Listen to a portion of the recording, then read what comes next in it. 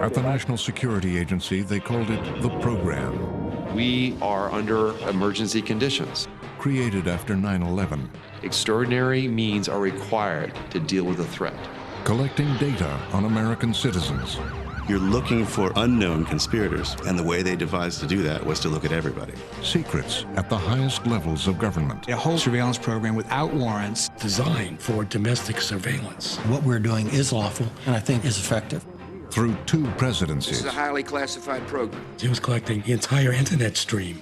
He chose to keep the programs largely intact. That's not just data collection. That's digital surveillance. I argued it was unethical, illegal, and unconstitutional. And when this comes out, all hell is going to break loose. Tonight on Frontline, United States of Secrets, Part 1, The Program.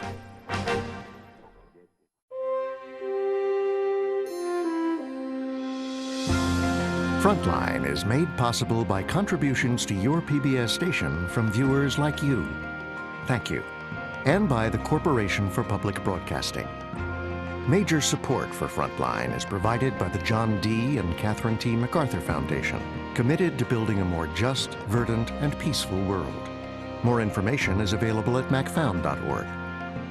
Additional funding is provided by the Park Foundation, dedicated to heightening public awareness of critical issues. The Wyncote Foundation, and by the Frontline Journalism Fund, with major support from John and Joanne Hagler, and a grant from Millicent Bell for the Millicent and Eugene Bell Foundation.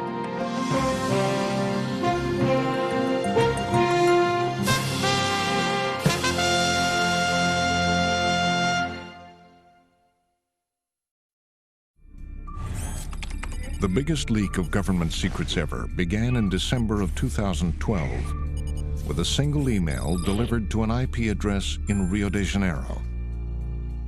Glenn Greenwald, one of the world's busiest journalists, is sitting in his home in Rio, and he sees an email from someone he doesn't know. It's not a friend, it's not his mum, and it just says, "I've got some stuff you might be interested in." He didn't use his name, and he said very cryptically and very vaguely that he had information that he wanted to discuss with me, but could only do so if I were to install encryption. Guardian newspaper columnist and blogger Glenn Greenwald didn't pay much attention to the email. 99% of the time it ends up that they're crazy or delusional, or the story is just not very good. And this guy or girl, we don't know who it is persistent. So a few days later, emails again and says, "Look, Glenn, can you do this thing?" And Glenn still doesn't do it. This attempt, basically, to leak all of these secrets, initially just goes straight into the sand. The source moved on, this time to Berlin. He was soon exchanging emails with American documentary filmmaker Laura Poitras. She'd been in contact for over a month with a mysterious source who had reached out to her using her encryption key and using anonymous channels, and said he had a big story for her. A few weeks later in New York, Poitras met national security investigative reporter Barton Gellman at a Greenwich Village restaurant. This was something she wanted to be exceptionally careful about. We agreed on a cafe to meet at, and we also, I think, both understood that when we got there, we'd move to someplace else. Poitras asked Gellman to vet the source and meet him electronically. Her source, who became also my source, needed to take very special precautions in the usual N.S.A. style, and so he called me Brass Banner, and he called himself Virax, which means truth teller in Latin. Through sophisticated encrypted messages, Virax promised an unprecedented scoop, but it came with a warning. He believed he was risking his freedom and possibly his life, and he warned me as well that if the U.S. intelligence community believed that by getting rid of me, they could prevent this story from happening, he said that my life would be at risk. In late May, Virax surprised Gellman and Poitras. He sent them an invitation. He said, "Your destination is Hong Kong." Poitras wanted to go, Barton Gellman, worried about a secret meeting in a foreign country like China, decided not to. But Poitras knew someone who might join her. That spring, Glenn Greenwald arrived in New York to deliver a speech. And we met that night in my hotel in the lobby, and she showed me these emails that she had been exchanging with this person who was claiming that he was a national security state insider with access to very sensitive information that he believed to be very incriminating, and stated very definitively that he wanted to turn it over to her and to me. Greenwald decided to join Poitras. We all knew that this was incredibly risky and uncertain, but the story had to be reported. In June, Poitras and Greenwald headed to the airport. I think they're kind of quite excited, but there's also a sort of feeling that maybe this is just the most terrific hoax. They were joined by Ewan McCaskill, a veteran Guardian reporter. At the time, I didn't think it was for real, didn't take it that seriously, and thought it was a slightly obscure story. Once they were finally airborne, Poitras thought it was safe to share with Greenwald something the source had securely sent to her. That's kind of quite a moment there in a secure space, and so Laura creeps forward to go and see Glenn. Laura whips out this thumb drive and in a very sort of almost mischievous way says, you know, guess what this is, and told me that she had just received a fairly large archive of documents. They kind of can't control their excitement because this is clearly the biggest story that anyone's worked on since the Pentagon Papers in the 1970s. And I didn't sleep 1 second for the next 16 hours because the adrenaline made that impossible to do, because I not only saw the magnitude of the documents, just the sheer quantity, the fact that we had in our possession thousands, not dozens or hundreds, but many thousands of top secret N.S.A. documents that were about a wide range of surveillance activities that came directly from some of the most sensitive areas of the agency. I could see out the corner of my eye Glenn with the light on throughout this 13-hour flight, reading on his laptop all the time, Laura coming to see him, them having chats, and Glenn getting more and more excited. We essentially couldn't believe what it was that we had, and that was really the first time I think I fully understood that this was going to be unlike any other story really ever in American journalism or politics. In Hong Kong, Greenwald and the others traveled to a hotel in Kowloon. Snowden's instructions to Glenn and Laura are like a kind of magical mystery tour crossed with something out of John le Carré. He tells them to go to a hotel, the Mirror Hotel in Hong Kong, and says that he will meet them in a less trafficked part of the hotel, next to a shopping mall, by a bench and a crocodile. We had still no idea of who he was, what his age was, what his race was. We knew nothing about him demographically at all. And so the plan that he picked was that he would be holding a Rubik's Cube in his hand so that when he entered the room, we would immediately know who he was.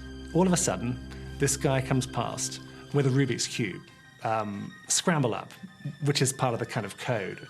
But the man before them is not what they expected. They expected some grizzled CIA veteran wearing a blue blazer, maybe with a bit of dandruff, with a tie, receding grey hair, and they get this callow, sort of thin-limbed student type who looks as if he's just out of high school.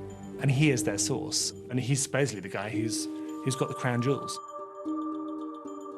When this 29-year-old kid who looked a lot younger shows up, it was extremely disorienting and introduced a real awkwardness to our interaction and kind of a shock. Edward Snowden led the group upstairs to his room. In his bedroom, by the door, he'd piled pillows as high up the door jambs as he could and pillows along the bottom. So if somebody was outside eavesdropping, it would make it harder for them. There was always this kind of uncertainty, one might even say danger, hovering over the room, especially for the first few days, because we didn't know what the N.S.A. knew about what he was doing. So we thought it was very possible that the door could be barged down at any moment and someone could enter to arrest Snowden. They painstakingly debriefed Snowden for days. At one point, Guardian reporter Ewan McCaskill sent a text message to his editor in New York, Janine Gibson. Janine knew that I liked Guinness, so she said, if Snowden is for real, send me a message and just say the Guinness is good.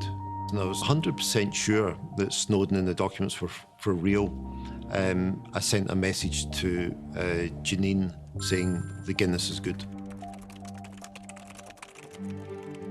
The documents Snowden delivered revealed the history and details of one of the United States government's most closely guarded secrets. It was known as the program.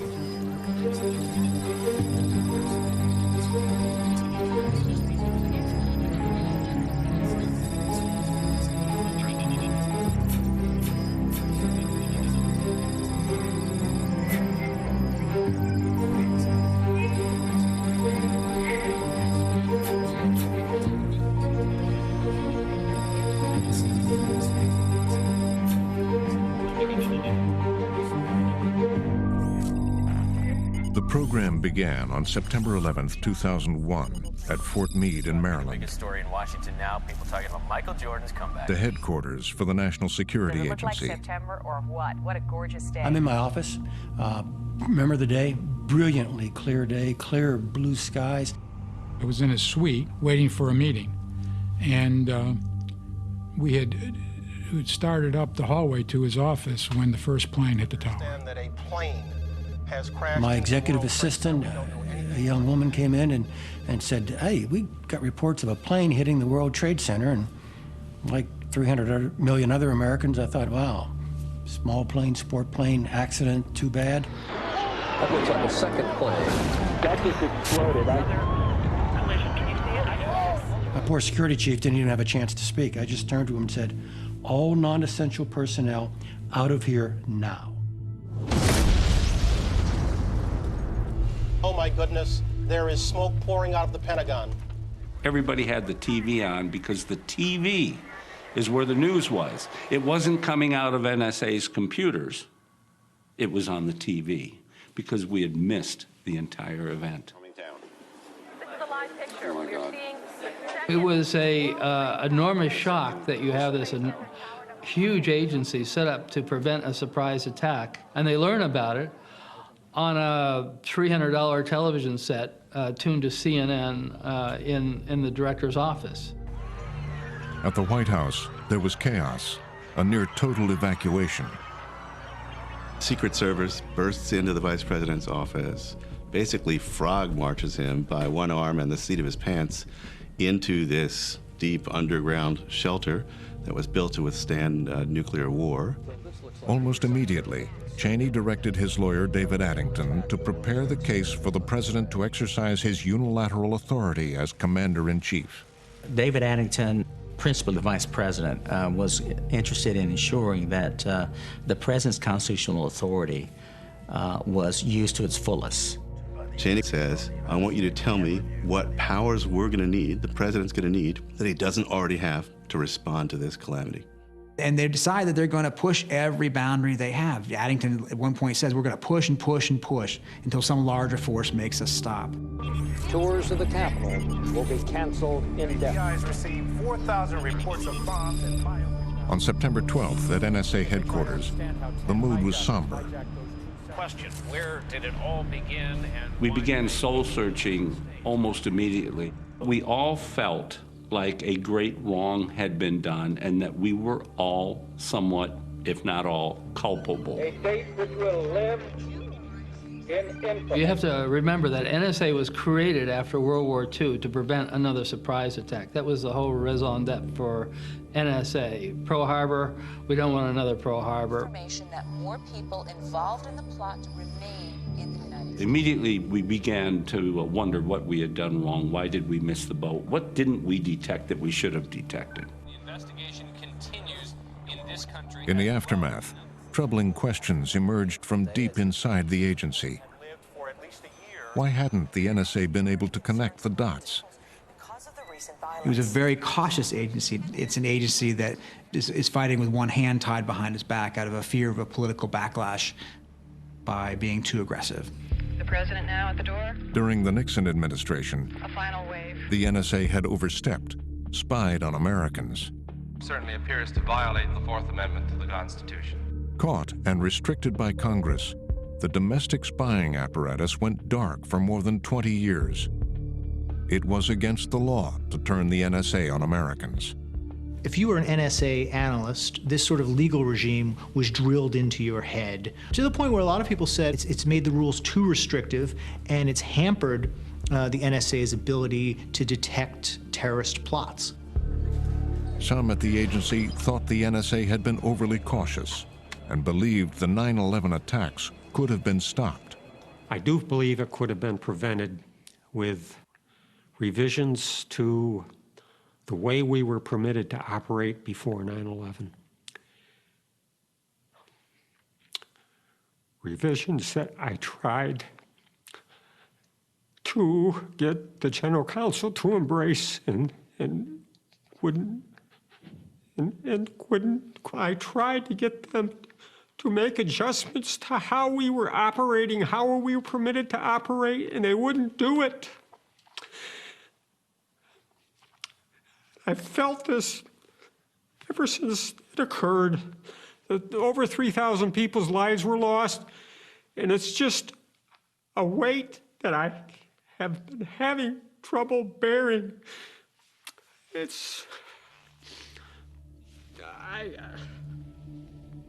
I'm sorry. The toughest week for America since Japan bombed Pearl Harbor. All over Washington, there was a growing demand to stop the next attack. We have to remember that, you know, we had had terrorists living in this country for a number of months, and we didn't know about it. What else didn't we know? And so there was a great deal of concern about the fact that we not only could not connect the dots, we could not collect the dots. At the CIA, Director George Tenet was under pressure from the vice president.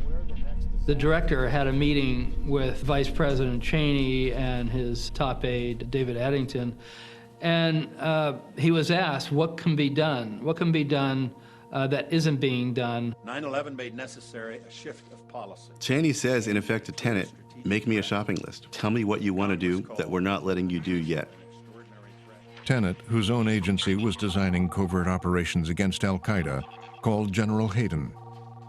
George calls me and says, Mike, any more you can do? I said, George, no, not within my authorities, not within my current authorities. And he paused and said, that's not actually the question I asked you.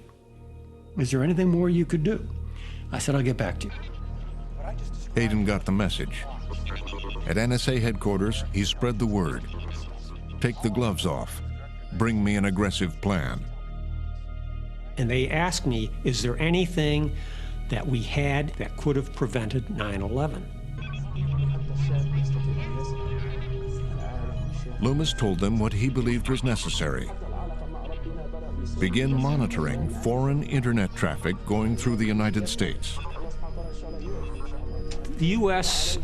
internet hubs handle so much of the worldwide internet traffic. So I said, let us allow collection between U.S. and foreign to U.S.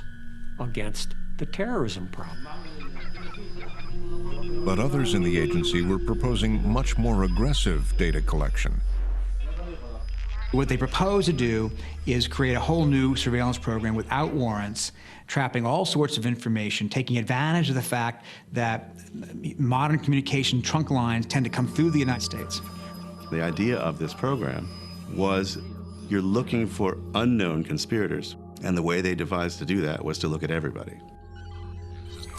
It was the outline of something Hayden could take to the vice president. He headed to Washington to propose the idea. It would be his first meeting in the Oval Office. Prior to 9/11, I don't think I knew General Hayden. I probably knew his name. I doubt that the president knew his name. It's a very big change for the director of N.S.A. to suddenly have all this attention from senior officials in the White House and so forth, and I'm sure it had a major impact on Hayden. The president had been briefed. He put his arm around General Hayden, called him his childhood nickname, Mikey. So I walk in to see the president. It's the president and the vice president in the room. Almost certainly Condi was there as the national security advisor. Andy Card would have been there.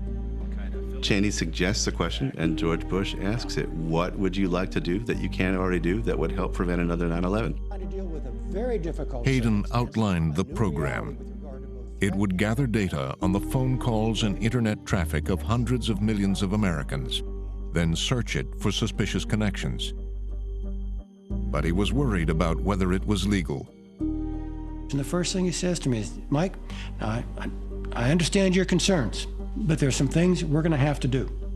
And I think I have the authority to authorize you to do the things that you've outlined. The president says, go. I want you to go develop a program, come back to me. We've got the lawyers working on it. But you have my order. We're going to do this. Hayden left the White House knowing that the program was bound to be controversial. No president had authorized it prior to this time. And Michael Hayden goes home after briefing the president and the vice president about his ideas for expanding surveillance, and he takes a walk with his wife. And she said, what's on your mind? I said, well, we're going to go do something here. And I didn't go into any details. We're going to do something. One day it's going to be public. And when it gets public, it's going to be very controversial. And the people doing it are going to be swept into this thing. She said, huh? Is it the right thing to do? I said, yeah, I think so. She said, okay, we'll deal with that when it comes. On October 4th, in a secret signing with Cheney, the president officially authorized the program. That order is written by David Addington, the vice president's lawyer. It's not written by the president's lawyer. And this is not only unusual, but probably unique in the history of major U.S. intelligence operations, is written by the vice president's lawyer and stored in his own safe. Addington worked out of a small office next to the White House in the old executive office building. This order is one of the most closely kept secrets of the Bush-Cheney administration for 4 years. It kept so secret that many people involved in national security inside the White House and the government don't know about it. Addington personally hand-carried a copy of the secret document out to Fort Meade. He said, I'm coming out, I'll be there in about 30 minutes. Hand-carried. This was very closely guarded, that we were doing this. He comes onto the campus at Fort Meade, up to the top deck, and hands me the order. Now General Hayden wanted the sign-off of his top lawyer, Robert Dietz. I think he was concerned and wanted my view of whether this program was lawful. I spent a kind of sleepless night pondering the legality of it. That this was a very hard call. It's a very hard call. The N.S.A. has a general counsel and about 100 lawyers. And they were told the president has signed it, it's been certified as lawful, and once all the signatures are there, that's it. We salute. We say, okay, it's lawful, we're going to go ahead.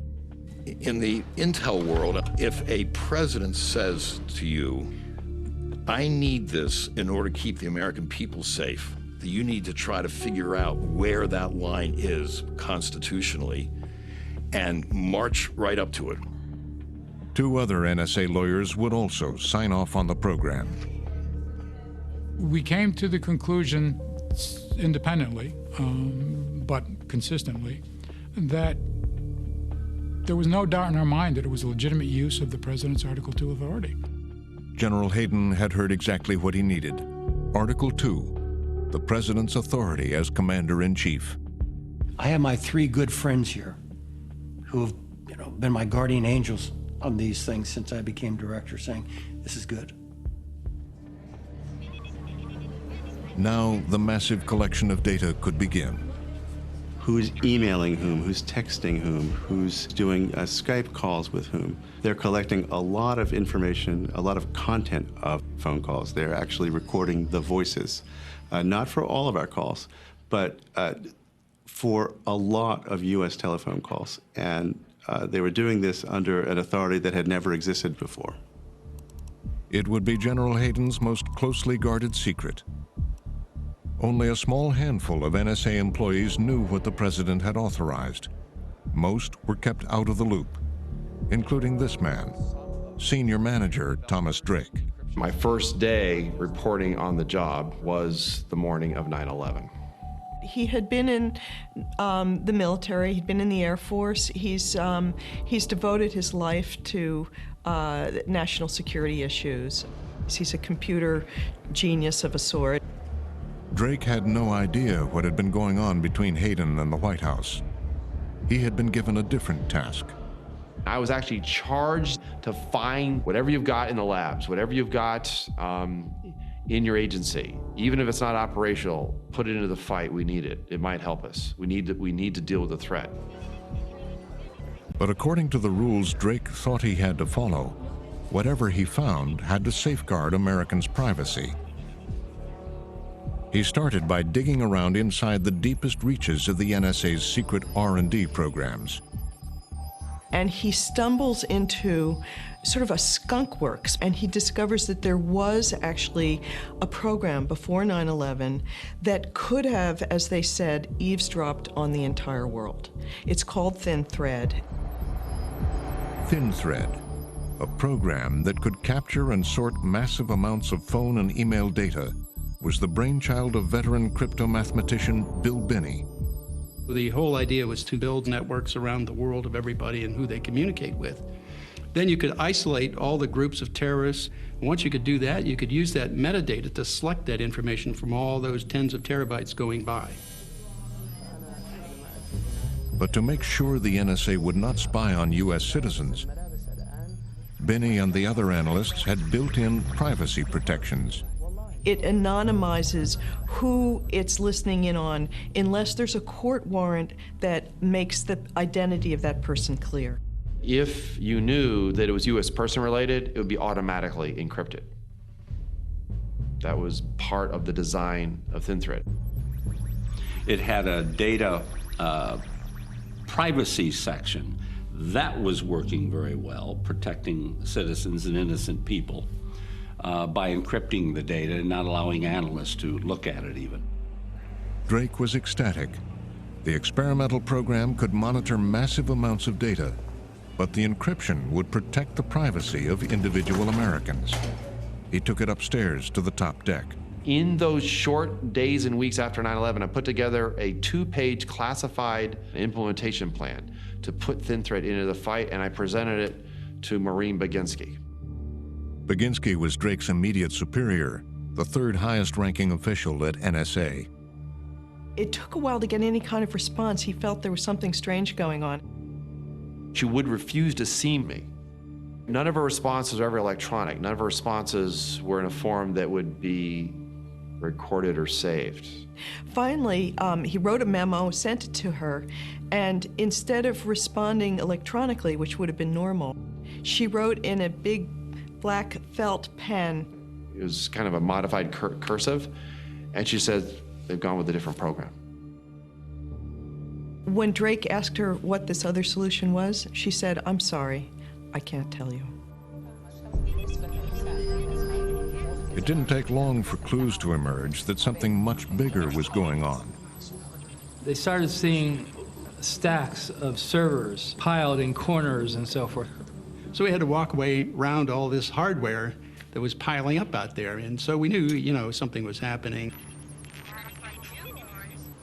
All of a sudden, people who normally would communicate with each other were keeping secret this new operation of some sort.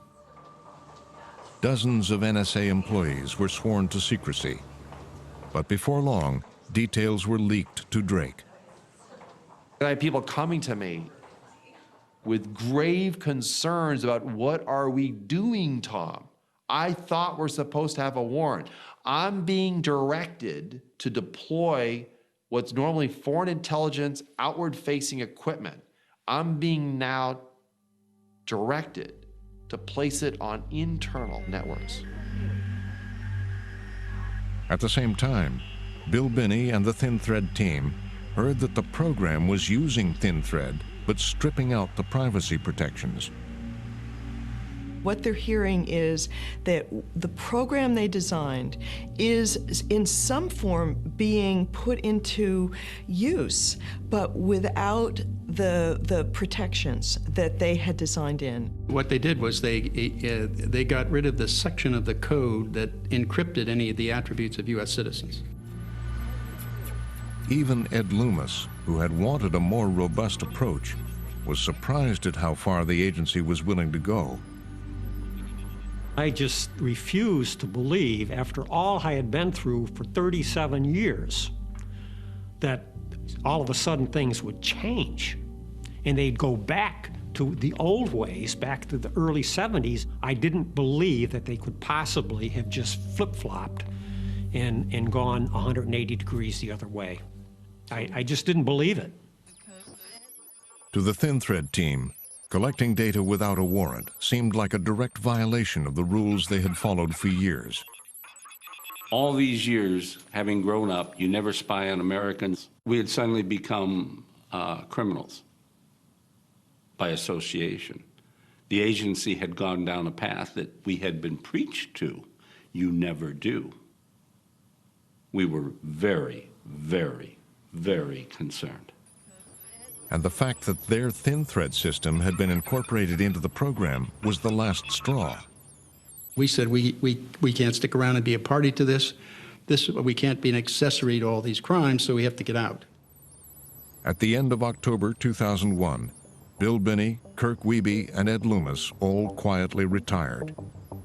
Tom Drake stayed behind.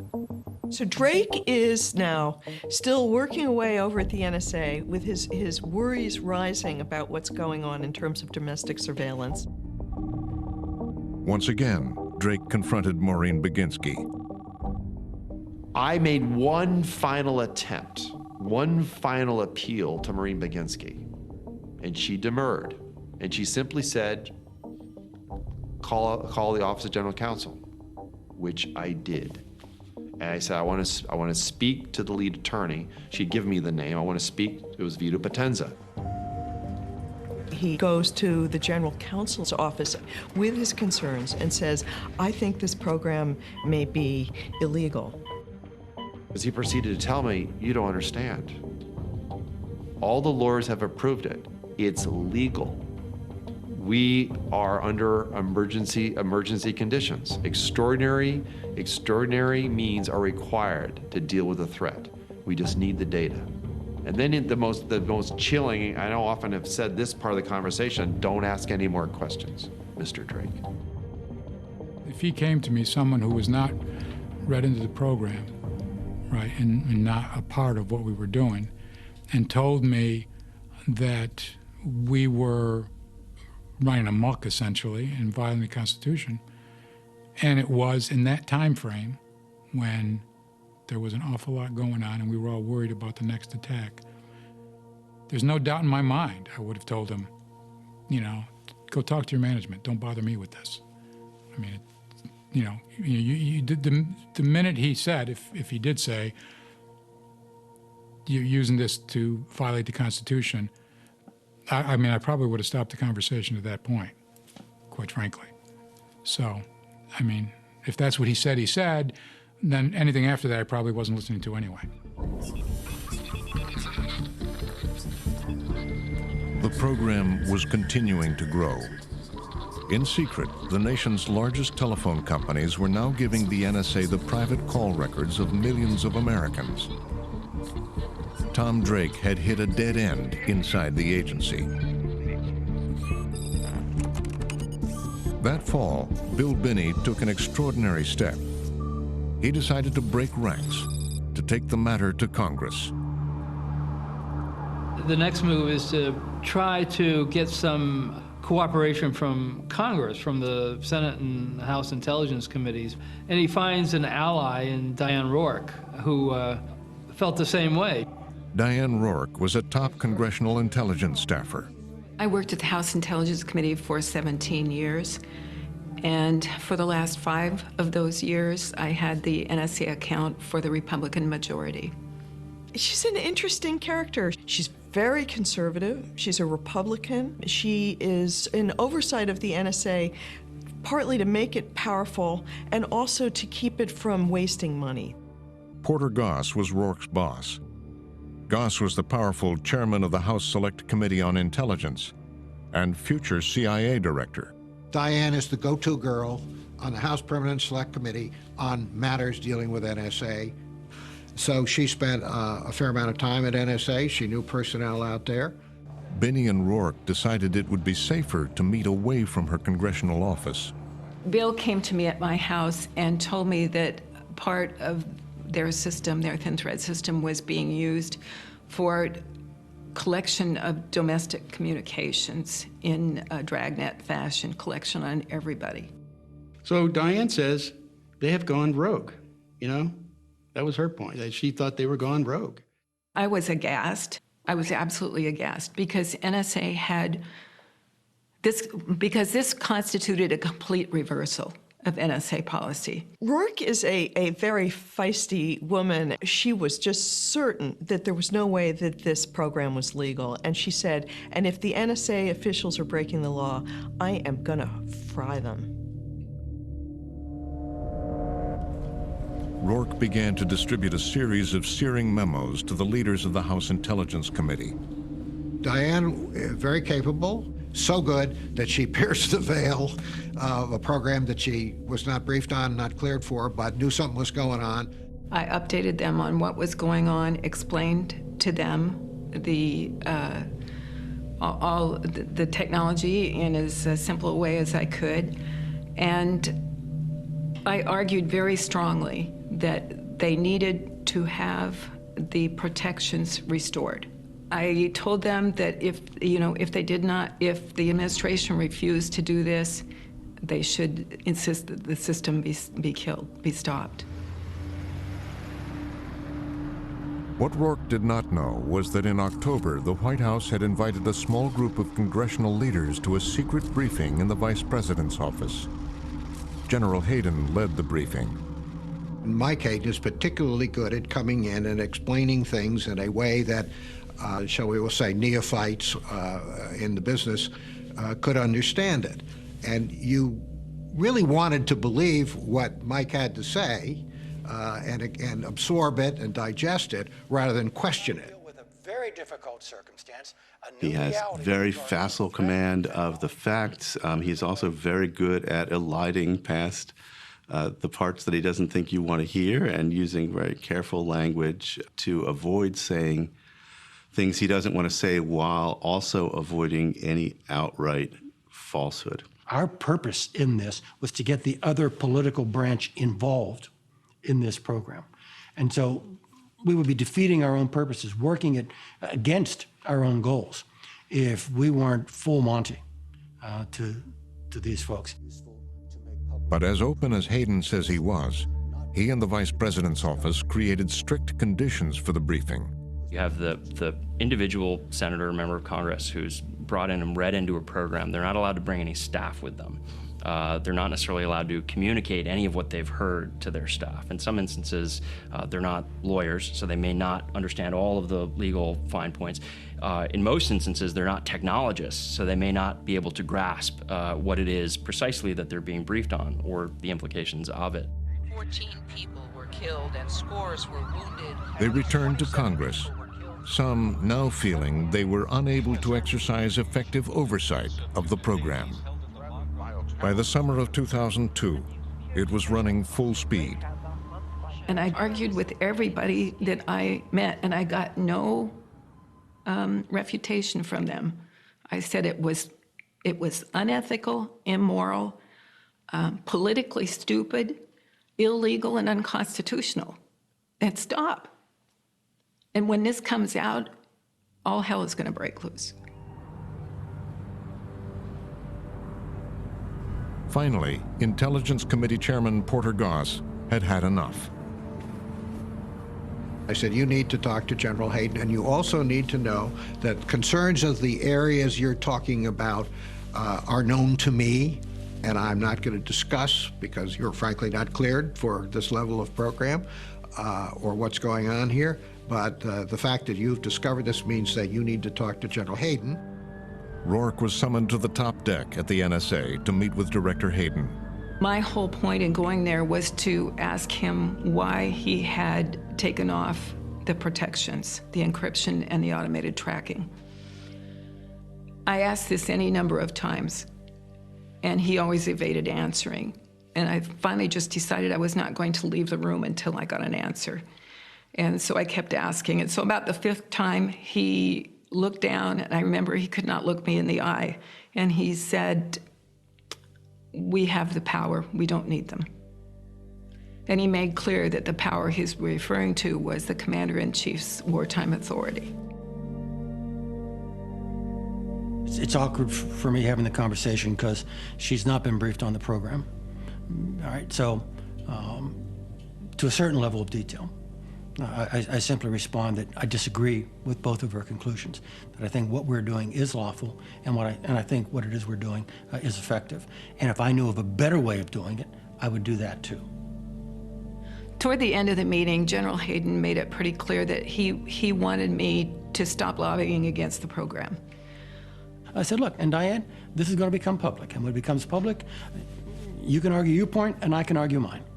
And so instead of allaying my concerns, this actually made me far more worried. It was clear to me that he didn't like my talking to other people in the executive branch and on the House Intelligence Committee and trying to convince them to put controls on a program. For now, Hayden's secret was secure.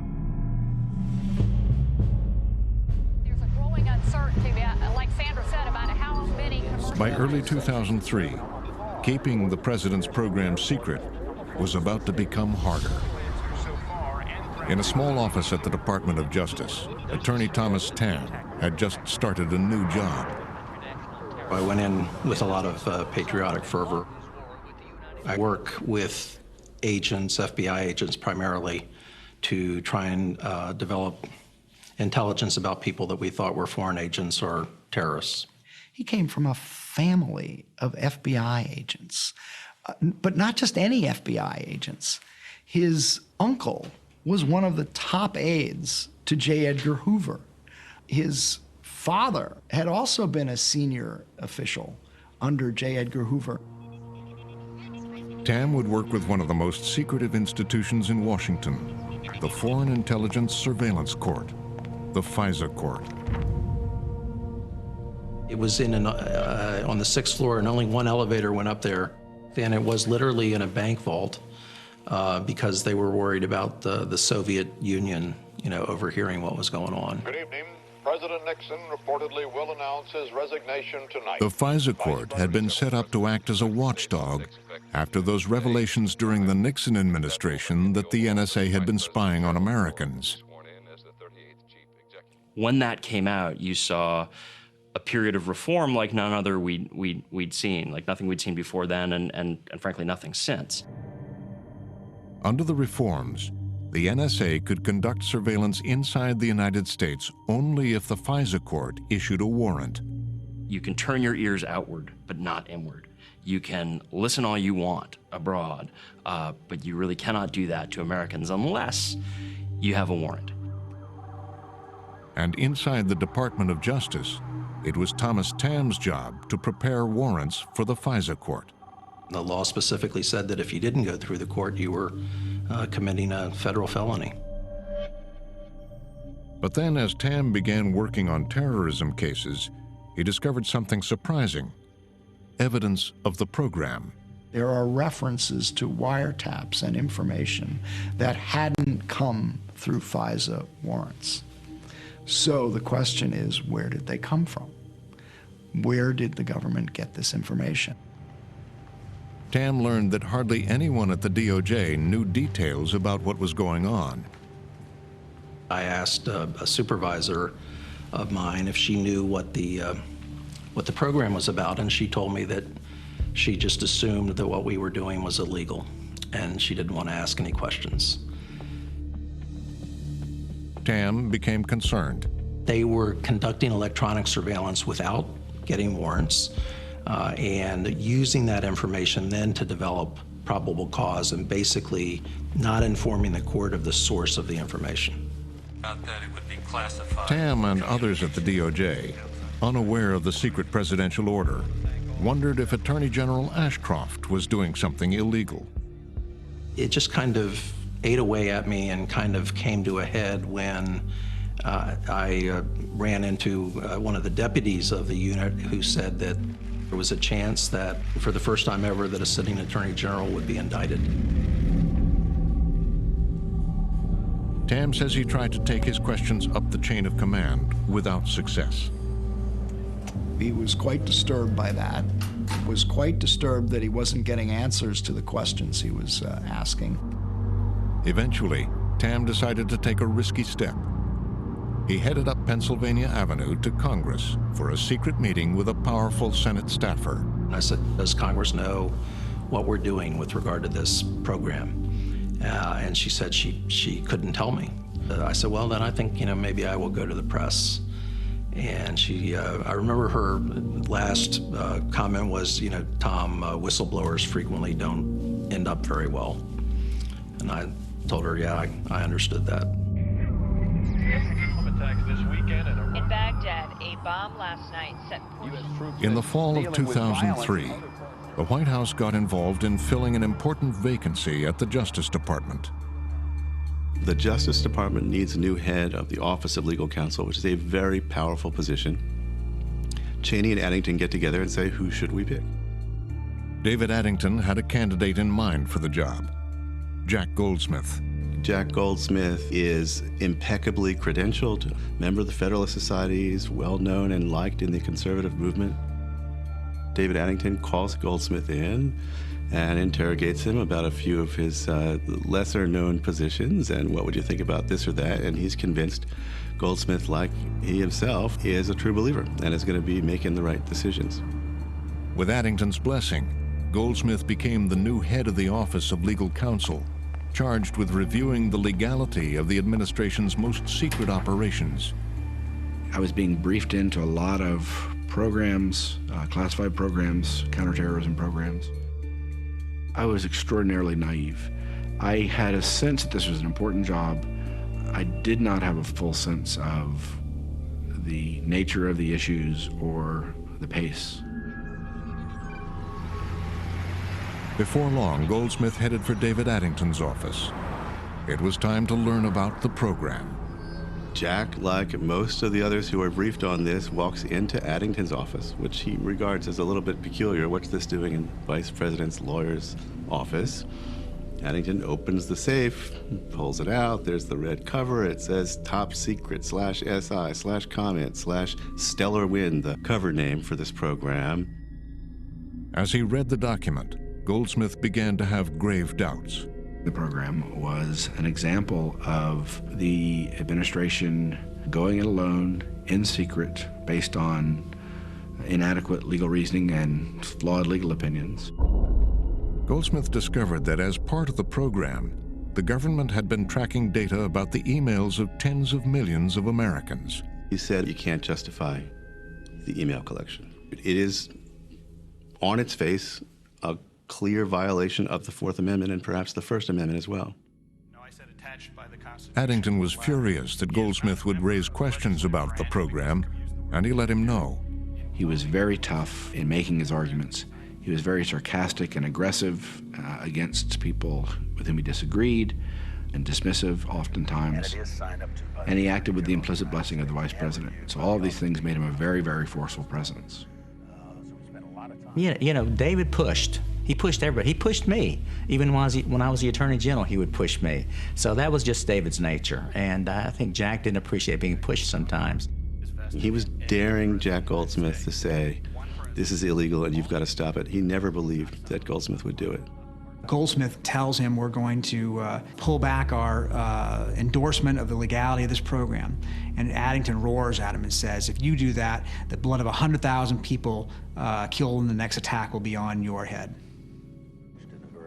For Cheney, Addington, Gonzalez, Hayden, and others, the personal stakes at this moment were extremely high.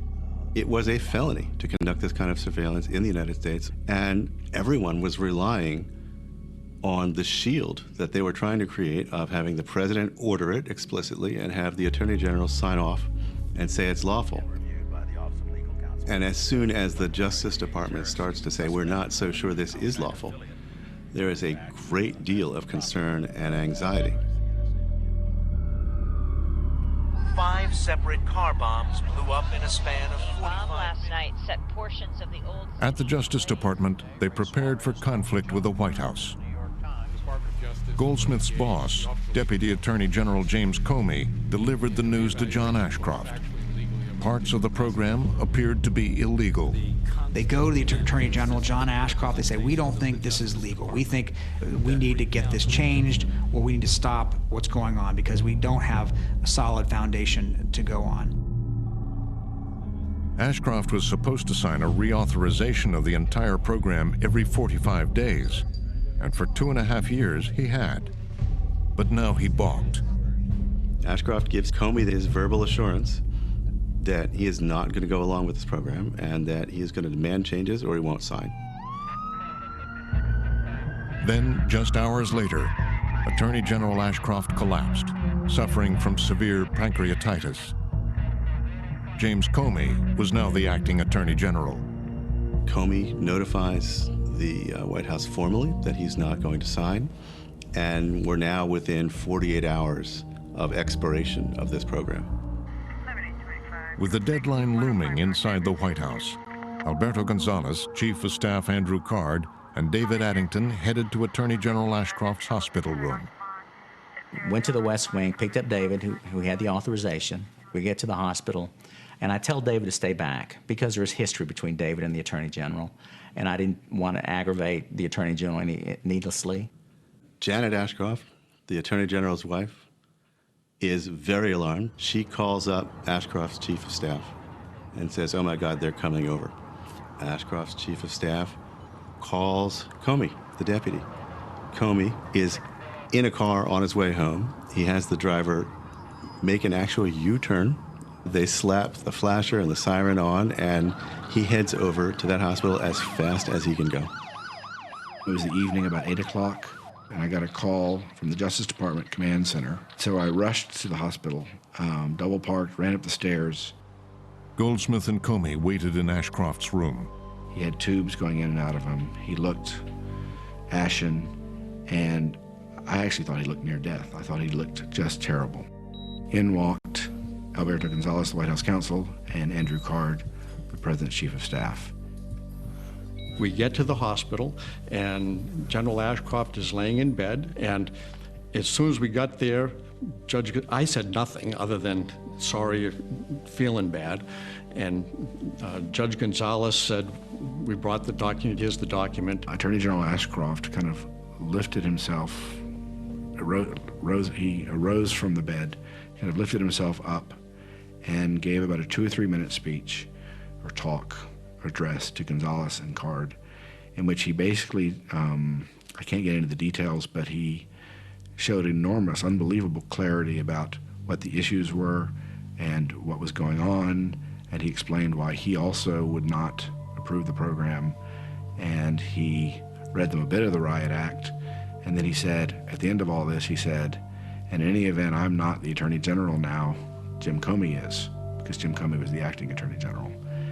And with that extraordinary performance, and it was just an amazing, one of the most amazing things I've ever seen in my life, because he went from seeming, near death to having this moment, this amazing moment of clarity. And he just, again, receded into the bed. And I really worried at that point that he was going to expire. And it looked like he gave it the last of his energy. And so finally, when he repeats again that he's no longer the Attorney General and has finished talking, Andy and I just said, thank you. We'll raise this with the Deputy Attorney General, and we left. It was an intense, unbelievable scene, and Gonzales and Card quickly left, and that was the end of it. In the wake of the hospital confrontation, at the White House, Cheney insisted the president should act on his own. Reauthorize all of the program, even though the Justice Department said part of it was illegal. Cheney and David Addington draft a new order. And this time, it has one subtle difference. Instead of having a signature page for the Attorney General, I certify the lawfulness of this order, there's a new signature for the White House counsel, Alberto Gonzales, who does not have the same legal authority. I satisfied myself that there was sufficient legal authority to move forward. And I felt that the president was not a lawyer, and that it was my job, if I felt comfortable that it was in fact lawful, to provide that signature. I did it because I wanted to protect the president. That's why I signed that document. But the White House wondered, would General Hayden go out on a legal limb and continue the program? David Addington calls me and says, "Are you willing to do this without the signature of the Attorney General, with the signature of White House counsel Al Gonzales, and authorization from the president?" And I thought, and I said yes. Hayden and Gonzales say their willingness was informed by something that happened just before the Addington call. In Madrid this morning, more than 190 people were killed. After at least 10 simultaneous bomb blasts. It was one of the worst terrorist attacks since September 11th. Given that starkness of the al-Qaeda threat, given the ambiguity of the situation, I thought the correct operational, legal, and ethical decision was, all right, we'll do this one more time on the somewhat different framework. So that was the point where he could have said, I'm turning it off until we get a proper order from the Justice Department. But he didn't. He went along with Addington and Cheney. That afternoon, President Bush reauthorized the program. At the Justice Department, Jack Goldsmith prepared his resignation letter. I had drafted my resignation letter and was prepared to resign. And I was sure I was going to resign that day. It was inconceivable to me, based on what had happened the last 2 days, that I wouldn't resign. Dozens of top DOJ officials threatened to join him, including FBI Director Mueller and even Acting Attorney General Comey. And I would never be part of something that I believe to be fundamentally wrong.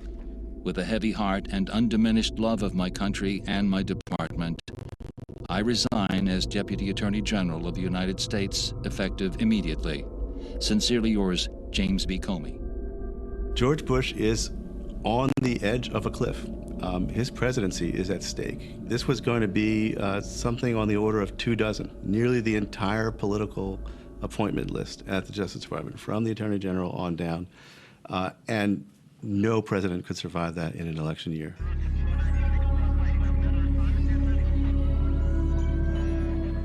The next morning, the president decided to have a private talk with Acting Attorney General Comey. After the national security briefing, Bush says to Comey, stay a minute, come talk to me. And Cheney starts to follow, and Bush says, no, this is just the two of us. And he says, what's going on here? How could you possibly do something of this importance at the very last minute? Comey suddenly realizes that the president had no idea what had been happening. The president thinks this just began yesterday. I mean, he doesn't know it's been going on for 3 months. And so he says, Mr. President, if that's what you've been told, you have been very poorly served by your advisors. The president certainly did not want a situation where the FBI director and the deputy attorney general would resign. So he was not too happy to learn that this had risen to a level of angst that it had risen to. The president then sent for FBI Director Mueller. Mueller's waiting downstairs a level outside the Situation Room. Some aide goes and says, President wants to see you right now, get in there. And Bush says to Mueller, go tell Jim Comey to fix this. I withdraw the order. You go make it right. The warrantless email data collection was shut down. The crisis was averted. But at the White House, they were determined to resume it. And so they're sort of literally, they're sort of sifting through the FISA law. They're sifting through the Patriot Act, trying to find existing laws, existing authorities, you might call it loopholes, to justify these programs. General Hayden was sent to the secret FISA court to convince a judge to restart it. Could we get a court order to authorize this? And so we began a very aggressive program with the chief judge of the FISA court at that time, Judge Catelli, to take that part of the program that had been stopped and present it to her to see if we could get an order to allow that program to go forward. Hayden personally meets with Judge Catelli of the FISA court on 2 Saturdays to make the pitch, to explain how they're going to do this. And Catelli eventually rules that this is legal, that the N.S.A. can indeed collect all of the internet metadata going to and from the United States. And they use this authority that previously was used to trace numbers going to and from a single telephone for everybody. Caller Catelli's secret ruling relied on a controversial interpretation of a 25-year-old Supreme Court case. This was, frankly, a huge stretch. The idea that you could use this to justify the collection of trillions of pieces of internet metadata surprised a lot of people when it came out in the Snowden archives, but that's where they went. The program was back online, bigger than ever. That part of the program over which there was a grand dispute in the spring of 2004 was resumed in large measure under a different legal theory by the fall of 2004. Bush on day 2 of his tour to defend the Patriot Act, this time in Buffalo, New York. In Buffalo, he continued his push for an extension of the anti-terror law. That same year, the president hit the campaign trail, publicly arguing there was no warrantless surveillance program. Nothing has changed, by the way. When we're talking about chasing down terrorists, we're talking about getting a court order before we do so. Bush got up there several times and said, when you hear about us wiretapping, that means we're getting a court warrant. Well, we knew that wasn't true. He was leaving out this whole other side of the equation in terms of the N.S.A. operation.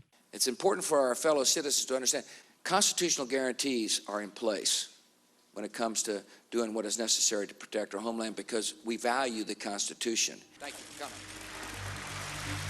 As the president insisted the government always secured warrants, in Washington, that Department of Justice Attorney Thomas Tamm knew otherwise. I agonized probably for months. I was upset, I would say, with what I thought was being done to the way our government was supposed to work. Tamm had not been aware that Jack Goldsmith and the top echelon at the Department of Justice had nearly resigned. But his concerns about the program had continued to grow. He agonized about this, spent a lot of sleepless nights, wondered about what he should do. It just kind of ate away at me, and it was pretty clear to me, at least, that I didn't want to keep participating in whatever was going on. Tamm decided to take a very big step, one dramatically out of character for the son and nephew of high-ranking FBI agents. One day on his lunch break, he slipped into a Washington subway station. He used a payphone to make an anonymous call to the New York Times. He said he was sweating, nervous, looking around. He felt, he said, like a spy when he made that phone call. But he did. I certainly was conscious of the fact that if I were going to be found out, and I did think I would be found out, actually, eventually, that there would be serious ramifications, but I just thought it was important. Tamm says the phone call was to a New York Times reporter. I had read articles by Eric Lichtblau with the New York Times. I knew he was covering the Department of Justice.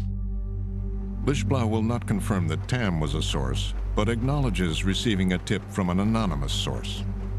There was a suggestion from one of the early sources that whatever's going on involving this super sensitive spy program was causing such tumult and debate within the Justice Department that there's talk of Ashcroft being indicted, and that certainly gets your attention.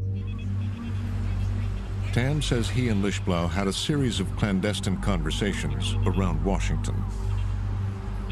I eventually told him my suspicions that very, very limited people knew what it was all about, and that really some very experienced high-level lawyers thought what the government was doing was illegal. Having leaked, Tam disappeared back into the bureaucracy at the Justice Department.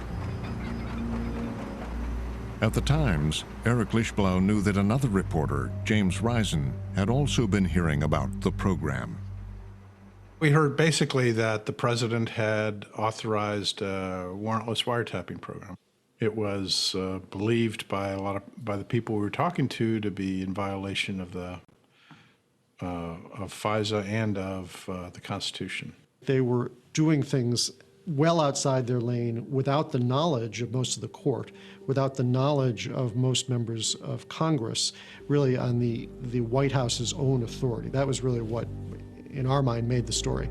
Eager to get General Hayden on the record, James Risen called the N.S.A. I told the press person that I needed to talk to Hayden immediately and for a very sensitive matter. And I didn't tell him exactly what it was, but to my surprise, she got him on the phone immediately.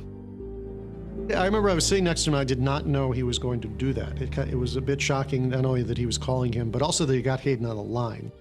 I read him like 2 paragraphs of the draft of the story. After the September 11th attacks, President Bush secretly authorized the National Security Agency to eavesdrop on Americans and others. You could hear like a sharp intake of breath, like, I can't, it was almost like he didn't want to say it, but he was like, I can't believe you've got that story. I think this is a very bad thing. That there's a reason we keep intelligence sources and methods secret. It's the same reason journalists try to keep their sources and methods secret. You can't survive unless you keep them secret. I'd caught him off guard, and he had started to confirm it, and then realized what he was doing and hung up. Hayden sounded the alarm. The New York Times was preparing to expose the existence of the program in the middle of an election year. We were worried that this would compromise a very important, very significant intelligence activity. There was debate within the administration about what to do. Should we try to get an injunction? The White House demanded a series of meetings with the Times. The first was inside the Eisenhower Executive Office building. Acting CIA Director John McLaughlin ran the meeting. One thing I remember about his presentation was that he never actually confirmed that they had such a program. They kept talking in these hypotheticals, like saying, if we were doing this, this would be very important to the government. The language he used, which was kind of Orwellian in a way, was if the United States had such a program, we would request that the New York Times not publish any information about it. And then I started taking notes, and they tried to stop me from taking notes. And it was a very contentious meeting that only convinced me further that the story was right and that they were trying to stop it. In meeting after meeting, the government made the argument the program was both effective and legal. One of the strongest selling points they made, which to my mind was probably the most disingenuous, was the idea that this had all been legally reviewed, this was all perfectly legal, perfectly constitutional, everyone was on board, there was no doubt about its legality. Back in the Times offices, the reporters argued the White House was misleading them, but the editors were not convinced the story should run. There were intense discussions, and it got emotional on all sides. We argued that this was really important, that our sources were telling us it was illegal or unconstitutional, that there was clearly people in the government who disagreed with what the officials were saying to the editors. In the fall of 2004, the administration invited the Times top editors to a closed-door meeting. Executive editor Bill Keller met with the president's top advisors, Condoleezza Rice, General Hayden, Alberto Gonzales, and others, who insisted to Keller that revealing the existence of the program would endanger national security. I had a consensus of everybody that we had contact with in the administration that this would be an extremely dangerous thing to do. These were, serious people, a consensus across the board of those who talked to us that it was going to be dangerous, a level of stridency that was quite impressive. And, after much discussion, decided that we weren't ready to go with it. Keller spiked the story. The White House had prevailed. The program would remain a well-kept secret. The president has ordered a major shakeup of America's spy operations. The nuts and bolts of intelligence will fall to Lieutenant General Michael Hayden, who now heads up the once super General Hayden was promoted by the White House to help oversee all intelligence operations. He was replaced by a new general, Keith Alexander. The change gave Tom Drake another chance to voice his concerns about the program. He wrote General Alexander a classified letter. Within the system, my last official act, for all intents and purposes, was to write that formal letter to Alexander. The letter said the NSA's intelligence gathering activities were out of control and needed to be reined in. This is a crusade for him. Being Drake, someone who's got a somewhat obsessive personality, he keeps trying to get the word out. But General Alexander was no more responsive than Hayden had been. And by writing directly to the general, Drake had broken bureaucratic protocol. His days were numbered. They actually reorganized my job right out from under me, and I literally was left with nothing. I had an office, I had a flag because a senior executive, but nothing else. No programs, no people, no team, no nothing. Drake had formed friendships with the Thin Thread Group, Binney, Wiebe, Loomis, and Congress's Diane Rourke. Now they began to seriously consider what they called the nuclear option, going to the press. And I can remember throwing the question out there one evening. I said, what do we do? Tom's not getting anywhere. And so we would say, is it time to go to the press? Invoke the nuclear option, which is go to the press. And we were all afraid to do it. We're still traditional kind of employees. The government wanted to stay inside the government to try to get the government to change its ways, to make it, to right itself, as opposed to having to force it by going to the fourth estate, the public. The third rail option of going to the press was fraught with enormous peril. At a minimum, you would no doubt be fired or worse.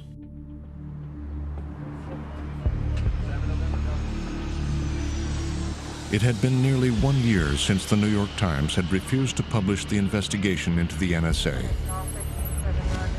During that year, the program had grown dramatically. Terabytes, huge amounts of information about Americans' telephone calls and emails had been clandestinely captured.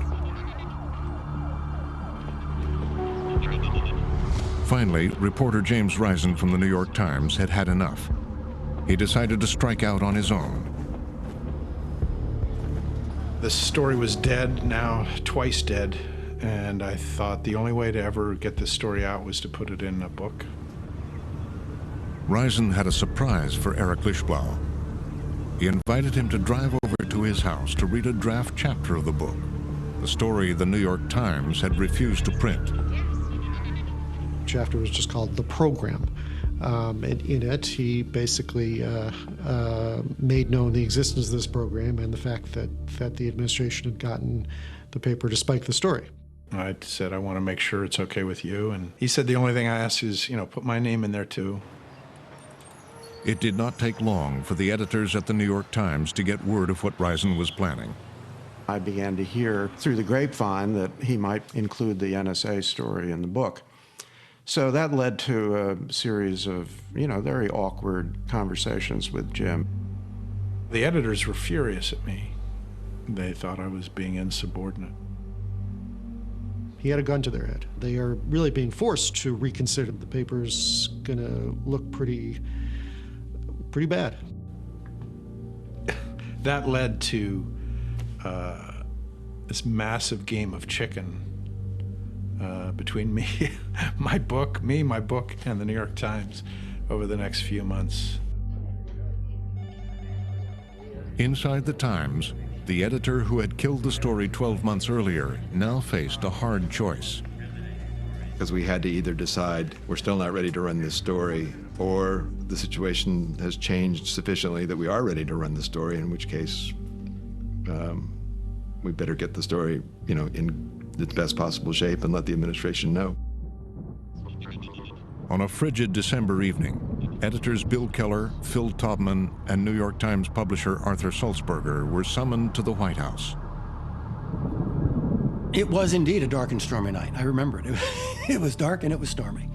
And we were in the Oval. Mr. Sulzberger began to speak, and the president said, "I'm going to go first. I want to talk to you about this program. I want to talk to you about why this is important, why we think it saves lives, and why it should not be made public." The president turned the meeting over to General Hayden for one of his famous briefings. It's hard to brief in the Oval. You can't. There are no visual aids, hard to roll out something in front of somebody. So I gave him the best explanation of the program I could, but I did bring up specific examples. The example he gives them is a plot in which a radical is planning to bring down the Brooklyn Bridge, apparently with a device similar to a blowtorch. And it actually kind of makes the Times editors kind of scratch their heads, because they think this is kind of surprising that somebody could sit there with a blowtorch or something like that and bring down the Brooklyn Bridge without anybody noticing him and stopping him. First seemed absurd to them. I think Arthur believes that the president may have cracked a smile on when the bringing down the Brooklyn Bridge item came up, but maybe that's just a wishful memory. The president then played his trump card, threatening that the New York Times would be responsible for the next attack. He said, listen, if you guys publish this article and there is another 9/11, we're going to be called before Congress to explain how we failed to prevent it. And you should be in the chair beside us explaining, because you'll be complicit in allowing damage to our country. He was saying, in effect, you, Arthur Sulzberger, will have blood on your hands if there's another attack that could have been prevented by this program. I think anybody would feel goosebumps. The New York Times broke the story about the national security. Nevertheless, the Times decided to publish the story, revealing the existence of the program. For years now, the N.S.A. has been secretly spying on its own citizens. The New York Times story in December 2005 just shocked the world. The extent of unchecked domestic surveillance is far greater than previously reported. It is the definition in most people's minds of illegal government activity. With the bombshell of a story in the New York Times today that the N.S.A. They were in crisis mode at the White House. All eyes were on President Bush. We call it the big pause. Okay, when stuff like this goes public, what's the big guy going to do? Is he going to man up and support you? Or suddenly get reflective on you? And for once, the president actually decides he's going to come out and address it directly. He goes on the offensive to try to push back against critics who said he went too far. It would be a first, an admission the program existed. This is a highly classified program that is crucial to our national security. Its purpose is to detect and prevent terrorist attacks against the United States, our friends and allies. The president comes out and minimizes what he describes as the program. And he gives a very truncated description of what they are doing that sounds, I think probably not too worrisome to most Americans. I authorized the National Security Agency, consistent with U.S. law and the Constitution, to intercept the international communications of people with known links to Al-Qaeda and related terrorist organizations. It was the least controversial and smallest element of the program. There was no reference to the massive gathering of domestic communications data. His characterization of the fact was simply wrong, and it was wrong from the beginning. The program wasn't to surveil known suspects, known conspirators. You could easily get a warrant for that. The program was to sift big data, was to trawl through enormous volumes literally trillions of telephone calls, trillions of emails, and to look for unknown conspirators. Once again, it would be left to General Hayden to brief the press. He, too, minimized the scale of the program. This is targeted. This is focused. This is about Al-Qaeda. One end of any call targeted under this program is always outside the United States. When they asked questions about how widespread the program was, he confined it to this little part of the program that had leaked and did not address all the other parts that were far worse that had not leaked. There was no mention that the NSA was tracking telephone calls and emails inside the United States. And Hayden even dismissed the idea that there had been any internal dissent about the program. Not a single employee of the National Security Agency has addressed a concern about this program to the NSA IG. Should also add that no member of the NSA workforce who has been asked to be included in this program has responded to that request with anything except enthusiasm. General Hayden's press conference introduced many of the tactics that the administration has used to deflect questioning and also to mislead the public. And I was amazed at what he was saying because it was not truthful. It was misleading. And that was the beginning of the spinning and the lies. President Bush heads to the N.S.A. as part of his week-long blitz to defend his controversial wiretapping program. The White House strategy? Fight back on every point. Yesterday, it was the president. Today, the attorney general speaks out on the matter. The president will visit one of the nation's most secret buildings today. At the National Security Agency, Thomas Drake was watching the White House's reaction carefully. Drake watches what top levels of the U.S. government's saying about this program, and he thinks they're lying. I realized that they were lying, that they were desperate to protect the domestic surveillance program. He knows it's much more than what they're describing, and this makes him mad. The far larger program was the dragnet surveillance, the vast bulk copy of millions and millions of phone records, email records, internet usage, and financial transactional and credit card information. Drake had been complaining internally about the program for more than 4 years. Now he said he had run out of options. All the internal proper channels had been exhausted. The one final choice was to actually touch the third rail and go to the press. Drake decided to act on his own, without the Thin Thread team. He'd reach out to a newspaper reporter. Siobhan Gorman worked for the Baltimore Sun. He just reaches out to her in a way that he thinks is secret, using all kinds of protected hush mail, to tell her he wants to talk to her and might have documents to share with her. Drake said that he would only provide unclassified material. It's a pretty classic whistleblower kind of move that he makes, and he's careful, he thinks, not to violate any kind of national security laws in reaching out to her. Gorman will not acknowledge that Drake was her source, but she says she knows why she received the leaks. There were a number of people at N.S.A. that were just very unhappy, and I think that the revelation of warrantless surveillance probably did loosen up some concerns that some people inside N.S.A. might have had.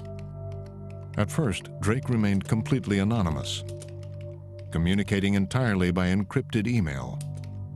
She had no idea who I was. I ultimately was referred to as just a senior official. It was sort of an agreement as to how she would couch who I was in her reporting, but I was a deep source. Baltimore Sun reports today that the N.S.A. rejected. And so I provided her unclassified information about the secret surveillance program. Gorman would write a series of lengthy stories, a deep investigation into the N.S.A., Thin Thread, and the warrantless surveillance of millions of Americans. Gorman is the reporter. It's their off lead today. N.S.A. killed system. But Drake wasn't the only leaker. Other stories broke. High-ranking officers in the Justice Department. The New York Times revealed the story of that standoff in Attorney General Ashcroft's hospital room. And a leak to USA Today revealed the government had been collecting the phone records of tens of millions of Americans. Had the cooperation of major American Inside the White House, Vice President Cheney was furious. He was determined to stop the leakers. You've known Dick Cheney. I've known him for a long time. He was always upset about leakers. So this was not out of character, it fit within the character that he was, whether he was Secretary of Defense or Chief of Staff to the President. The investigation would be run by the FBI, a massive manhunt for the leakers led by the new Attorney General, Alberto Gonzales. They had broke the law. They leaked classified information. That's against the law. The job of the Department of Justice is to prosecute those who break the law. The agents began their investigation across the street at the Department of Justice itself, calling everyone who had worked with the FISA court, including Thomas Tam. Then he starts getting phone calls from this FBI agent, Jason Lawless, at work. He's ducking the calls. Terrified, Tam refused to return the calls. I was preoccupied with what was going to happen to me, and when it was going to happen, what was going to happen, if it was going to happen. And finally, Lawless gets him on the phone and says, "Hey, this will only take a few minutes." But Tam panicked and quickly sealed his fate. I told him that I chose not to talk to him. I chose to exercise my rights under the Constitution to not be a witness against myself. And of course, I knew that, that immediately would send up red flags and that I would immediately be their primary suspect. Thomas Tam resigned from the Justice Department. He began to wait for a federal indictment. A story that has now triggered a Justice Department investigation into new leaked plots. In Cambridge, Massachusetts, Jack Goldsmith had settled in as a professor at Harvard Law School. One morning, he was summoned to a meeting in Harvard Square with 2 FBI agents.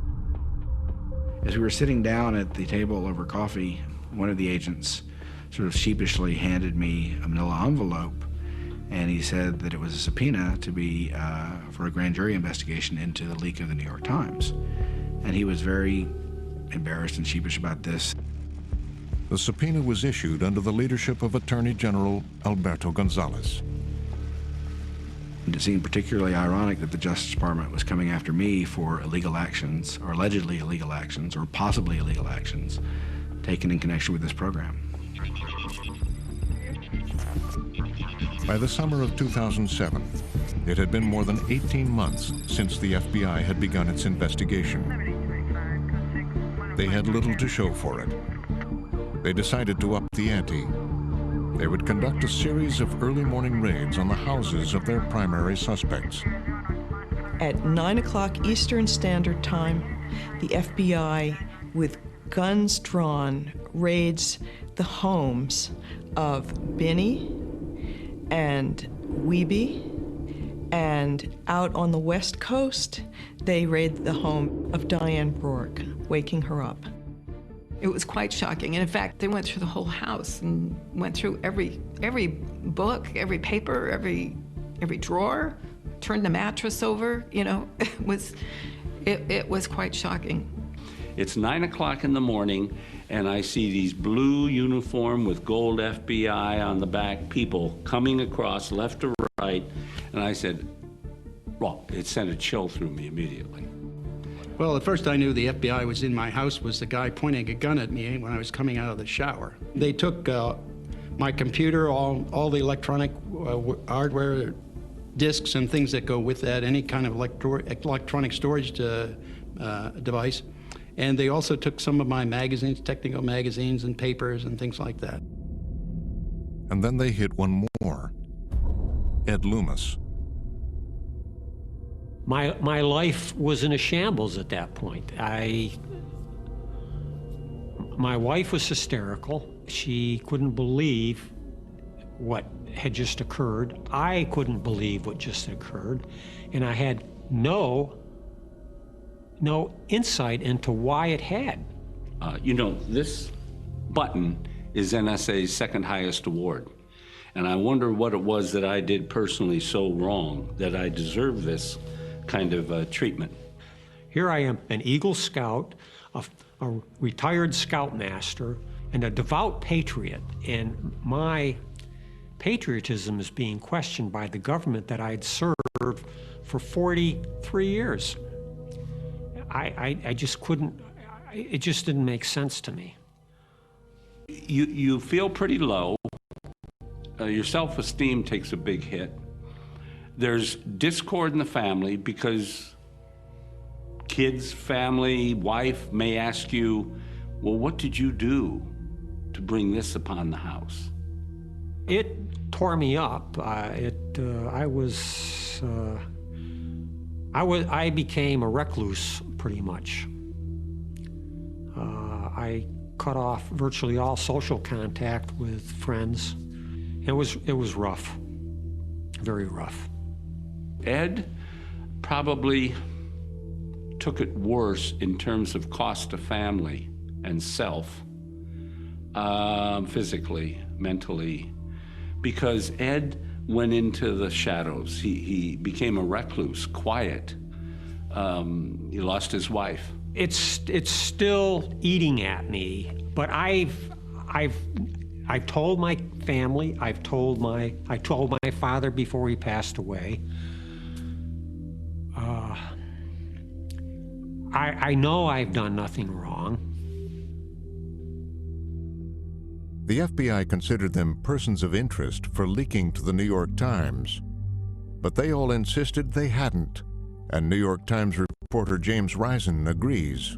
I didn't know any of them, and I just felt badly that they were getting caught up in something that was completely unrelated. I knew that couldn't be true, that was just collateral damage. Tom Drake's home was not raided by the FBI that day, but Drake had the feeling that he was next. Almost 6 months goes by, and Drake still hasn't been raided.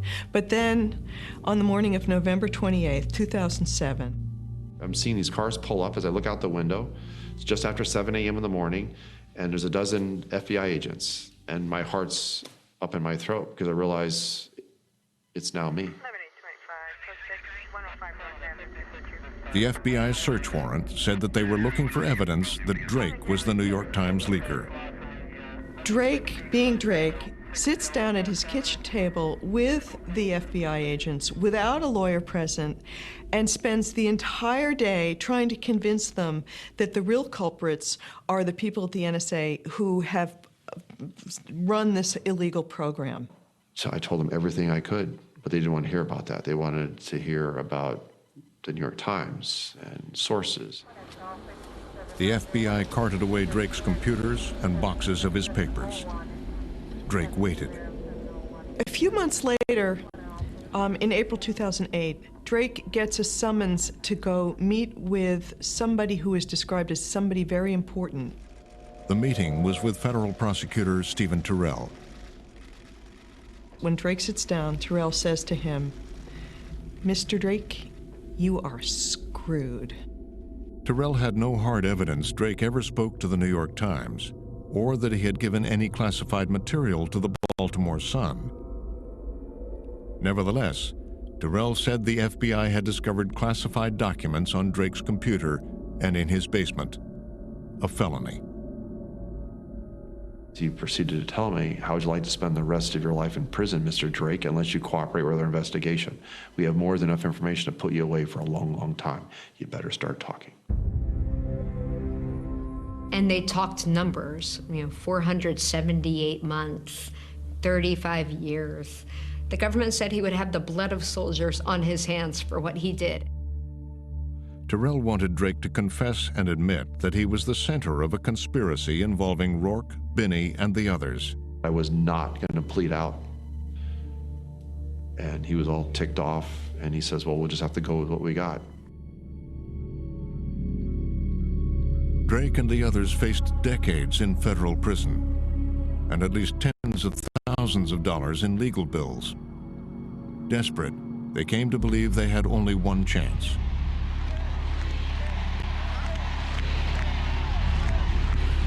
As it happened, 2008 was a presidential election year, and there was one candidate who was promising a change. Are you fired up? Ready to go? Fired up?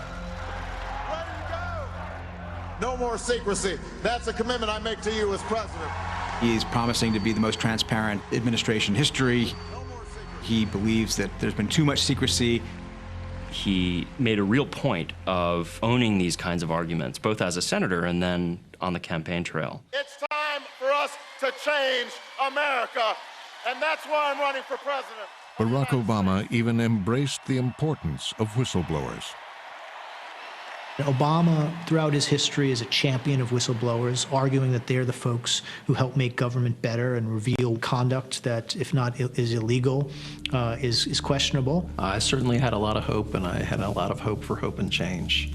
But I actually thought that somebody might say, you know, you actually did the right thing.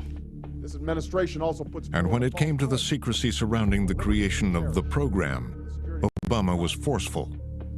I will provide our intelligence and law enforcement agencies with the tools they need to track and take out the terrorists without undermining our Constitution and our freedom. That means no more illegal wiretapping of American citizens. It's not a calibrated statement. This is a political statement. This is, in his words, a surveillance state run amok. No more ignoring the law when it is inconvenient.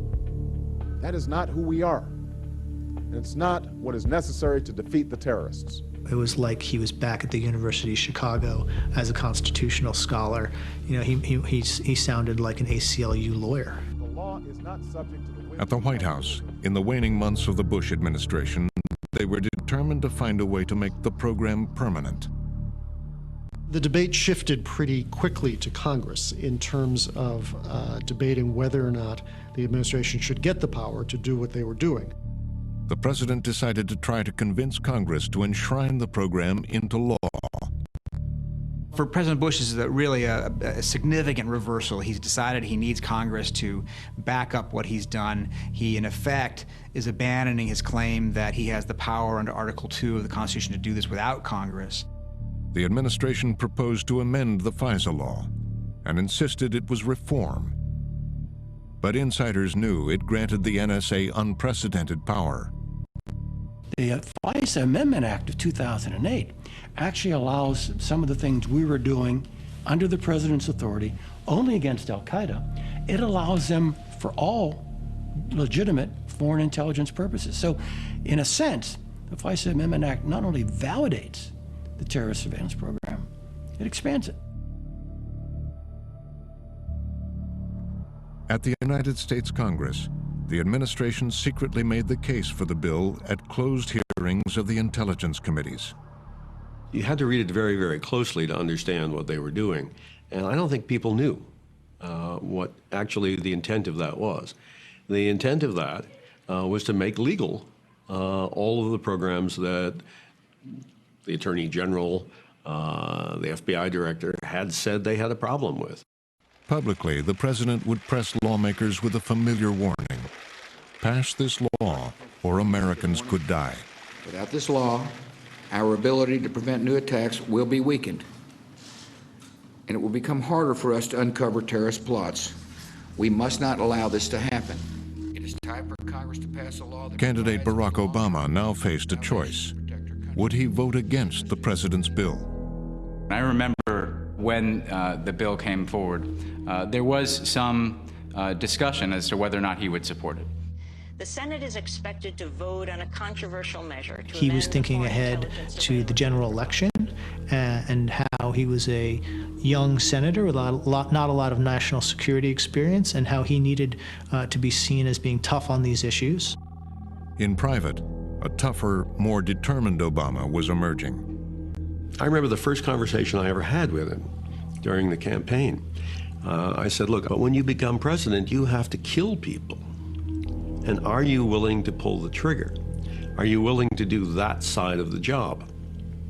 And he got very silent and looked at me in a very steely kind of way and said, I know that, and I can do that.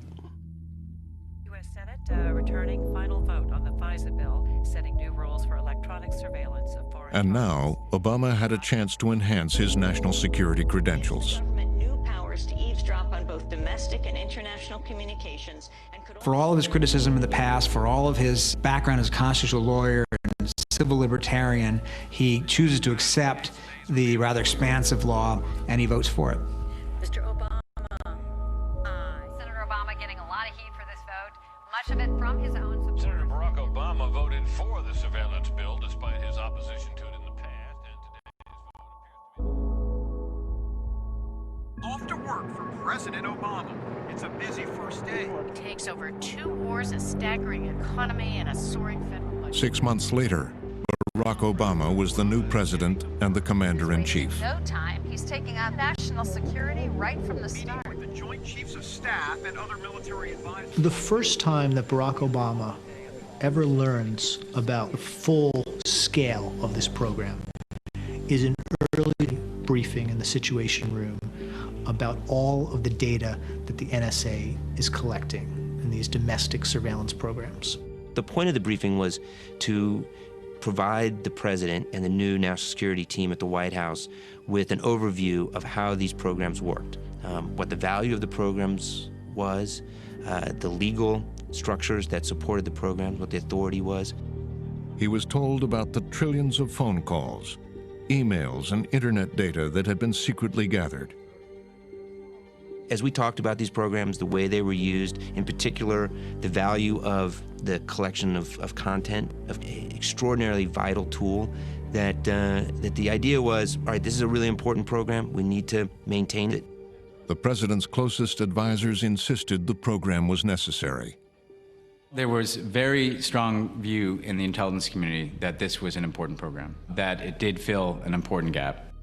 The new president faced a decision, whether to dramatically restrict the program. I think that the president approached this with the degree of seriousness that you would hope and expect from the president of the United States. When you get into office, when you're the man, when you're in the White House, you don't want to give up any tools that you inherit. You don't want to give up anything that might get you that one fact that will stop an attack. He made his decision. The program would continue. He had a chance to say, well, that's too far. Let's not sweep in quite so many people who don't have anything to do with terrorism as part of this broad sweep. And he chose to keep the programs largely intact. I'm not aware of any case in which Obama pushed back hard and said, you can't do that. Convinced the program was effective and necessary, Obama would now own it.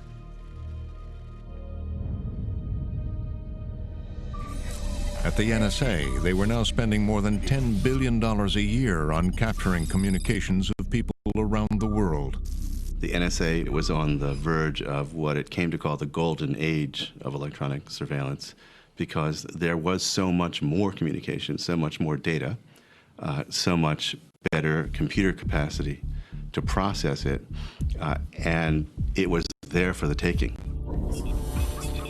To run the operations, the N.S.A. relied on a number of private contractors, companies that could provide highly skilled computer programmers and engineers. The N.S.A., CIA, and the other intelligence services suddenly realized that they needed people with those kind of skills. 25-year-old Edward Snowden was one of them. A high school dropout, Snowden had grown up just 20 minutes from the N.S.A. He grew up in the community where lots of people who are in the military and the intelligence community live. His father was on the Coast Guard for 30 years. If you've been to a Ron Paul rally, you've seen lots of people who look exactly like Edward Snowden. You know, young, clean-cut student, you know, passionate about the Constitution. Snowden had enlisted in the Army, but left after breaking both of his legs in training. And he had the reaction after 9/11 that a lot of patriotic young Americans had, which is, I'd like to do my part. And that brought him to the N.S.A. and the CIA and the worlds of secret intelligence. By 2009, Snowden was working as an N.S.A. contractor in Japan. The job provided him extensive access to the details of N.S.A. operations. And he really began to understand the true scope of how much the NSA had gotten its hands into the backbone of the internet. The more Snowden saw, the more disturbed he became. It was a gradual accumulation of evidence and of observations that led him to think something's going wrong here. The balance is out of whack. The surveillance of ordinary people is far greater than I would have imagined, and far greater than the American public has been able to debate. One of the key documents Snowden discovered, a classified Inspector General report detailing the history of the program. It tells the entire secret history of the program. It talks about Addington and Hayden writing the authorization for the program. According to General Hayden, the Vice President's counsel, David Addington, drafted the first authorization. It talks about the rebellion at the Justice Department. Consequently, the White House counsel, rather than the Attorney General, signed the 11 March 2004 authorization. It's the entire unadulterated history of these programs. And he told me that reading the Inspector General's report, it made a big impression on him. He felt like people had done things that were wrong and had not been held accountable for them. And under President Obama, Snowden watched as the program continued. His hope was that Obama would be a force for transparency, and that's not what happened. And that was another of the pivotal moments in which Snowden realized it was going to have to be him. As Snowden was deciding exactly what to do, Obama's Justice Department began to address those Bush-era leak investigations, led by Attorney General Eric Holder. What's interesting is that these cases from the Bush era linger on. They don't just throw them out. They revisit them, and they keep going after the enemies of national security agencies, much as they'd done under Bush. Despite the campaign rhetoric in support of whistleblowers, President Obama did nothing to stop the prosecutions. This president personally really doesn't like people leaking classified information. He takes that very seriously, and he thinks that we should all take it very seriously. In every conversation that Obama had that I have heard about, he said, when it comes to national security, you leak classified information that could endanger people, we're going to come down on you like a ton of bricks. And when the bricks fell, they landed on Thomas Drake. They couldn't indict us all, so they went after the one that they could at least show an example to the rest of the intelligence analysts. You speak, you go to the press, you're going to get hammered. These were the lessons that were supposed to come out of being raided, and then in Tom's case, indicted. On April 14th, 2010, Thomas Drake was finally charged. I was arraigned. Before I was arraigned before the judge, I was fingerprinted, by the U.S. Marshals with the FBI, agent watching. I was a direct threat to the national security of the United States. I truly had become an enemy of the state. Drake was charged with violating the Espionage Act. And I'm facing a distinct prospect of having the rest of my life spent behind bars, effectively. As he waited for his day in court, Drake's life began to fall apart. He spent 2 years draining all his resources on a private attorney, and then when he had no more money, he had to go to a public defender. It was extraordinarily lonely. Life had become already extremely difficult. All the income I had, all of retirement's gone, your life is turned upside down. You're persona non grata. I ended up finding work, initially part-time, then full-time at an Apple store. At the center of the government's case were those documents found at Drake's house. Prosecutors insisted they were classified. Drake's lawyers turned to author James Bamford. And was hired as a consultant by the defense and was able to find basically all the information that they were charging him with. It was already in the public domain. Not only that, it had been placed in the public domain by the government itself. I looked at the stuff that he was indicted for. That material was clearly marked unclassified. It was not stamped classified until after it was seized from Tom Drake's home And all they did was draw a line through it and classified that material. And so then they charged him with having classified material. It's like framing him. And we're going to frame you after the fact. The government later insisted the documents Drake had contained national secrets and were covered by the espionage law. But then, just days before the trial was to begin, the charges against Drake were dropped. It was astounding. Basically, Drake went from someone charged with such serious crimes that he could spend the rest of his life in prison to having it bargained down because the Justice Department could see it was falling apart to a misdemeanor where he spent no time at all in prison. Drake agreed to plead guilty to misdemeanor unauthorized use of a government computer. He was charged a $25 court fee, put on probation for a year, and given community service. None of the other suspects in the leak investigation were ever charged.